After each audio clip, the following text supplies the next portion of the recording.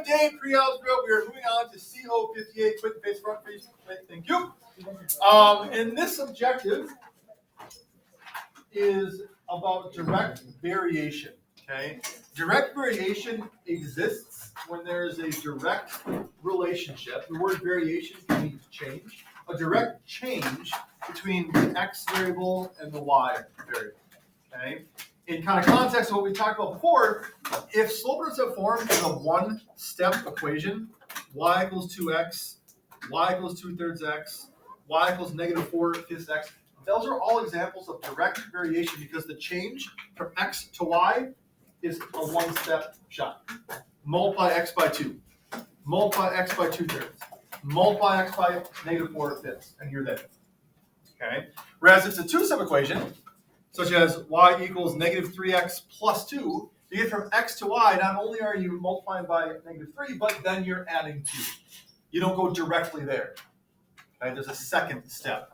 Y equals 6x minus 3, y equals 8x plus 7. All of these are not direct variation because the change from x to y isn't direct. Okay. Another way to put that is looking at these 6 examples, the 3 that are direct variation and the 3 that are not. Other than being a one-step versus a two-step equation, what do these 3 equations have that this one doesn't? That these 3 don't, I should say. Use proper grammar. Abby?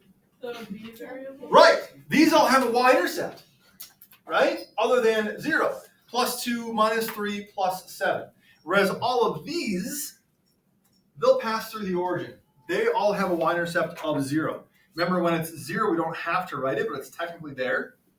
Okay? That's a really easy way for you to tell whether or not an equation has direct variation. What's the y-intercept? Is it 0? Direct variation. Got it. If it's anything else, it will not be. Okay? So direct variation, the definition, a direct relationship from x to y. A direct relationship from x to y. It's a one-step thing. You just multiply by something and you're there. But another way to think about that is the y-intercept is 0. The y-intercept is 0. Yes, intercept. And the constant of variation is really, this is a really fancy way to define slope. The constant of variation is nothing more than the slope. So in y equals 2x, we know it's direct variation because the y-intercept is 0. There's no constant written. What's the constant of variation? What's the slope of y equals 2x? 2. There's only one number to pick from. 2. Okay? Y equals 2/3 x. It's direct variation because there's no constant written there. It passes through the origin. And what's the constant of variation? What's the slope? 2/3. Y equals at -4/5 x. Constant of variation? -4/5. Okay? It's whatever the slope of that line is, that m variable. Okay? Direct variation with a function table, we need to write the equation in slope-intercept form. Which is why we spent a lot of time on the last objective solving for b, figuring out what b is, because in 58, the b is everything, right? You need to know what the y-intercept is in order to determine whether or not it's direct variation. So from the function table, we're going to write the equation in slope-intercept form, in y equals mx plus b, not only get what the slope is, that m, but also determine whether or not there is a y-intercept.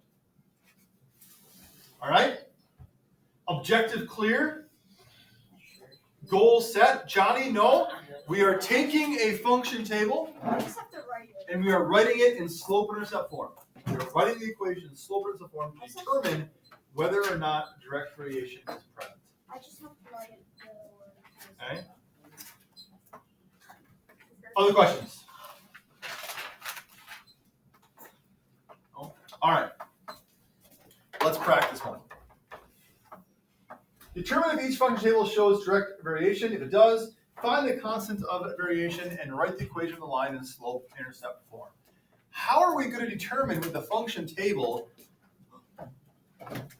Remember, right, to write an equation in the slope-intercept form, we need the slope, we need the y-intercept. How are we going to determine the slope of a function table? What's one of the ways that we define slope? Think back. We define it like 3 or 4 different ways. We call it rise over run, right? What was another way?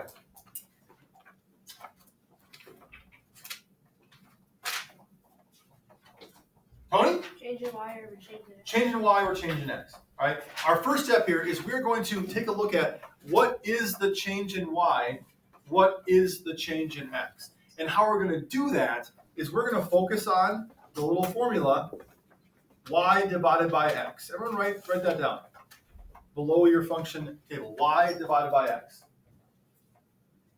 Did you write that down? Not yet.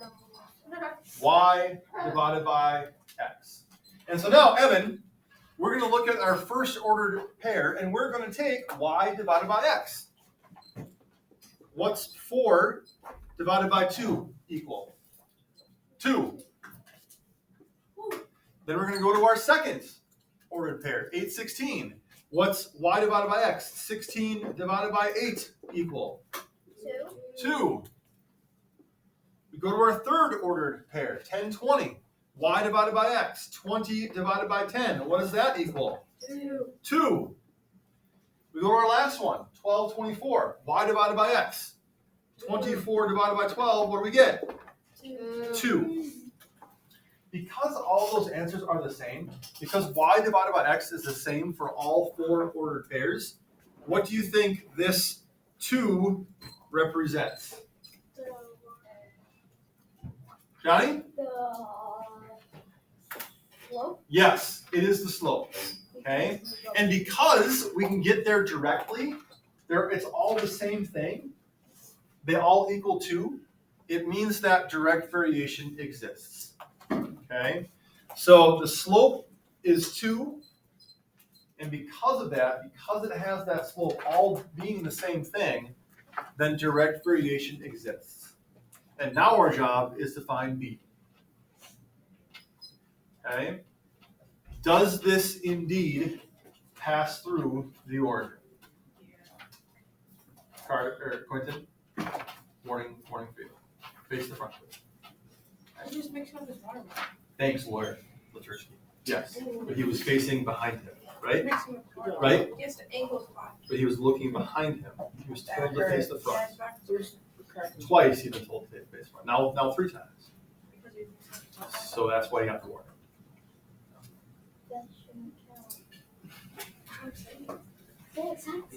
Your motion has been denied. Well, your denial has been denied. You cannot deny a judge's denial. Okay. So, what was I saying? Oh, because all of these are the same, direct variation exists. The slope is 2, and our equation is y equals 2x. And we are done. 'Tis all. Okay? All you're looking to do is determine whether or not y divided by x is the same. That's your slope. If they are all the same, that's what tells you that direct variation exists. So let's look at the second one. Everyone below this, right? Y divided by x. Y divided by x. That's our formula. That's our equation. The first order pair. 1 divided by 3 equals what? 3. No. 1. No. No. -3. No. 2. Lexi. 0.333. 0.3 repeating, or the fraction 1/3. Okay? 3 divided by 1 would equal 3. I'm not sure how folks got 0 for 1 divided by 3. Or negative. There's no negative numbers here. Okay? But remember that division and fractions, they go hand in hand. Right? It's the same thing. If something doesn't work out evenly, like 1 divided by 3, just put it in fraction form. Next one. Y divided by x. 4 divided by 12. Now, 4 divided divided by 12 doesn't work out evenly either, but it gives us the fraction 4/12. What does the fraction 4/12 simplify to be? Tony? 1/3. So far, are we on track for direct variation here? Yes, we are. Johnny? Oh, also for the first one, 1 divided by 3, since division can also be written as like fraction of 1/3. Yes, exactly. Yep, that's where the 1/3 came from there. Yeah. The next one, y divided by x, 3 divided by 9. We can think about that as a fraction 3/9. What does 3/9 simplify to be? 1/3. 1/3. And lastly, y divided by x, 9 divided by 27. The fraction 9/27 simplifies to be what? 1/3. Does direct variation exist? Yes. Yes, we know that how? Because all of these numbers are the same. That 1/3 is important because what does that 1/3 represent? Slope. The slope. What's our equation? Y equals 1/3 x. So basically, if direct variation exists, it would be y equals whatever the answer is, x. Yes. Yep. Y equals 1/3. Let's look at the next one. Everyone below this, right? Y divided by x. That's our formula. That's what we're using. First one, 6 divided by 8. That's the fraction 6/8. What does that simplify to be? 3/4. That's what we're looking for going through the rest of these here. Okay? That's what we're looking How are for. we supposed to know that? That it simplifies to be 3/4? Or that's what we're looking for? How do you find the fraction? So you see where we got the 6 divided by 8 from here? It came from y divided by x. Okay, that first order pair. We took the y value and divided by the x value. Since that doesn't work out evenly, we kind of had to write it as a fraction because the division symbol is really just a fraction How value. do you divide that fraction? How do I get from 6/8 to 3/4?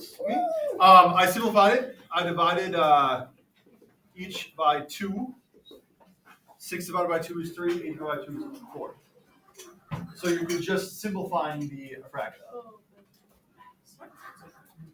So it's 3. Oh, you cut them in half. Yes. Okay, I get it now. It's just like simplifying fractions that you did starting in like 4th or 5th grade, right? In the last example, when we had 9/27, we simplified 9/27. We divided both by 9 to get down to 1/3. Okay, Colin. Where? Or Mrs. They really don't like to be bothered while they're Oh, no, maybe it's- someone's got a I know, portable it's one. fine. I did it once and it was fine. Okay. They don't love it, I've been told. Just go to Mrs. So. Well, that didn't make Yeah. sense because They I can deal with The next one, 18 divided by 24, also doesn't work out evenly. So this gives us the fraction 18/24. What would we divide this by? What would we divide 18 and 24 by to simplify it? If it doesn't work out evenly, put it in the simplest form. Jack? By 6. Divide by 6. 18 divided by 6 is 3. 24 divided by 6 is 4. We again get 3/4. Okay? So far we're in pretty good shape here. The next one, 30/40. 30 divided by 40. What does the fraction 30/40 simplify to be? Quinn? I'm just going to say, what if it doesn't equal 3/4? Then it's not going to be direct variation, and you move on to the next one. You say not direct variation, and you move on.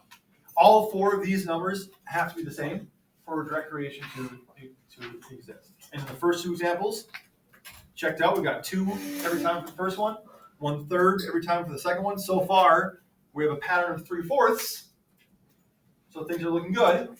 Okay. What does 30/40 simplify to be?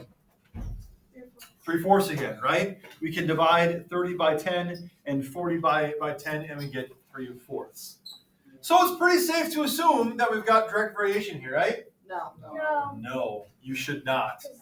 Because the last ordered pair, 8/12, ruins everything. Because what does 8/12 simplify to be, Liam? 2/4. not 2/4. Or 1/2, sorry. Not 1/2. 3/5. Not 3/5. 2/5. 2/3. Okay. You can divide 8 and 12 both by 4, I wrote the and you get 2/3. So because we got 3/4, 3/4, 3/4, and then 2/3, this is not direct variation. There's no equation to write, because there isn't one. There's no constant of variation to write, because it's not direct variation. You just move on. Okay? Kylie. What happens if there's a negative count? Like what happens if you have a positive and then you have a negative? As long as this final number is the same, then you're okay. Which is why it's important to remember that, like, this one, if you take 6 divided by -10, you get 3/5. In the next one, you get -9 divided by 15, you get -3/5. Are those two values the same? Yes, they are. Right? It's important to remember that it doesn't matter where that negative sign is, because a positive divided by a negative, if you do this in a calculator, +3 divided by -5 will give you -0.6. A negative divided by a positive still equals a negative value. Both are the same. Right? If they're both negative, well, then you got a problem, because a negative divided by a negative is a positive. Okay? That would not be the same. But it doesn't matter where that individual sign is in a fraction. It's still going to be a negative result. Jack, you were first. Okay, so if you take your calculator and you do 8, and then you hit the little A and then the B and the C, the fraction button. Yep. And then I do the 12, it simplifies it for me. It does. It does. This is awesome. Calculators are great. And you know what? Someone had to write that code for the calculator to do it for you, which is why it's a good thing that person paid attention to all the stuff in math class. You use the calculator though. But we already Not have the first the calculator. Why does your shelf? Someone had to write the first calculator, right? What if Like, we they already didn't have just it? drop out of the They sky. buy It's it. not like Like, math. you just buy it. They bought it, but it doesn't just appear on the shelf like this. That'd be cool. Right? What if That'd we be already really have cool. it, then why are we doing it? Mr. Schultz, that would be really cool. Yeah. Also, I have a book for Okay. project. Your assignment for tomorrow then is to finish the 2 in this upper row. Continue. So far, we're on track for direct variation here, right? We've got -6/10, -9/15. Both of those simplify to be -0.6 or -3/5. So far, we're on the right track. Does it continue on in the last 2 ordered pairs? Does y divided by x equal the same thing? On the bottom section, it says complete each table given that direct variation exists. So you are told that y divided by x will all equal the same thing. That's what direct variation means. Okay? That y divided by x is the same for all of them. Then write the lines equation in Slope-Intercept form. So I give you one ordered pair, and what does y divided by x equal in that example? Tony? 3. Y divided by x, or 3 divided by 1 equals 3, which means that the ordered pairs that you write, what do they all have to equal when you take y divided by x? Have to equal 3. Give me one possible combination that works here. Camille? 9 in the y, and then 3 in the x. Excellent. 9 divided by 3, y divided by x equals 3. Sophie? 3 in the x and 6 in the y. Okay. Except 6 divided by 3 is 2, so instead it should be a 2, right? 6 divided by 2 equals 3. Another one.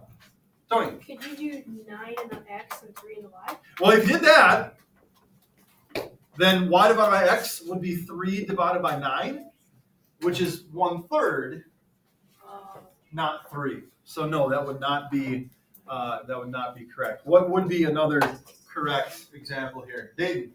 9 in the x and 27 in the y. Very good. All right, 9, 27. 27 divided by 9 equals 3. So we do this for each one? Yep, so the next one, Does direct variation exist? given direct variation exists, right? Oh, then of course the equation here, because that y divided by x equals 3, your equation would be y equals 3x, right? You're finding that constant of the variation there. For the next one, y divided by x. Y divided by x is going to equal 4 over -3, which -4/3. So what would another ordered pair b that would work here?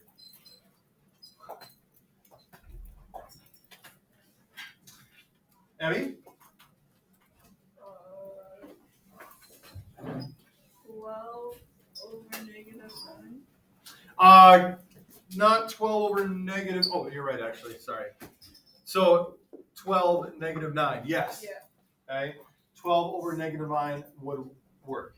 If you'll notice here, what Abby did was she just tripled each of them.